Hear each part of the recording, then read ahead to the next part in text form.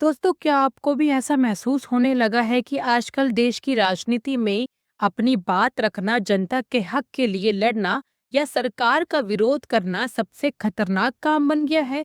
अभी हाल ही में जयपुर में छात्र आंदोलन के दौरान कोकरोच जनता पार्टी के युवा नेता अभिजीत दीपके को सरेआम थप्पड़ मार दिया गया। इस हमले के बीच जिन लोगों का नाम सामने आ रहा है, उनका कनेक्शन सीधे आम तौर पर आरएसएस और दक्षिणपंथी संगठनों से बताया जा रहा है। लेकिन सोचने वाली बात यह है कि क्या ये कोई पहली बार हुआ है?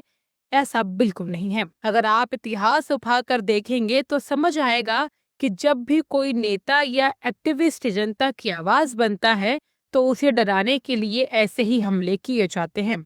जरा याद कीजिएगा अरविंद केजरीवाल को, जिन पर कभी रोड शो के दौरान तो कभी चुनावी रैलियों में एक नहीं बल्कि कई बार सरेआम थप्पड़ मारे गए, उन पर स्याही गिराई गई, स्याही फेंकी गई और हिंसक हमले किए गए। इसके अलावा दिल्ली में ही कांग्रेस नेता कन्हैया कुमार पर भी दो लोगों ने मिलकर थप्पड़ मारा था और उन पर स्याही फेंकी थी। थोड़ा और पीछे जाए तो दिग्गज नेता शरद पवार को भी दिल्ली के एक पब्लिक फंक्शन में सरेआम थप्पड़ का सामना करना पड़ा था। इन सारी घटनाओं को देखकर एक बात तो साफ है दोस्तों, जब भी कोई सिस्टम से सवाल पूछता है या सत्ता के खिलाफ खड़ा होता है, तो उसे चुप कराने के लिए थप्पड़ और हिंसा का सहारा लिया जाता है। ऐसा लगता है कि विरोधियों की आवाज दबाने के लिए ये पूरा एक तय एजेंडा बन चुका है। लेकिन सबसे बड़ा सवाल ये उठता है कि आखिर ये सारे हमले हमेशा विपक्ष के नेताओं, एक्टिविस्टों या सरकार से असहमत होने वाले पर ही क्यों होते हैं? सत्ताधारी पार्टी यानी कि बीजेपी के बड़े नेताओं या उनके कार्यकर्ताओं के साथ ऐसा कभी क्यों नहीं होता है?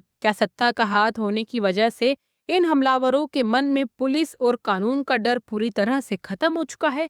लोकतंत्र में वैचारिक मतभेद होना आम बात है, लेकिन विचारों के उस लड़ाई को मारपीट में बदल देना बेहद ही शर्मनाक है। इस पूरे मुद्दे पर आपकी क्या राय है? कमेंट बॉक्स में जरूर लिखिएगा।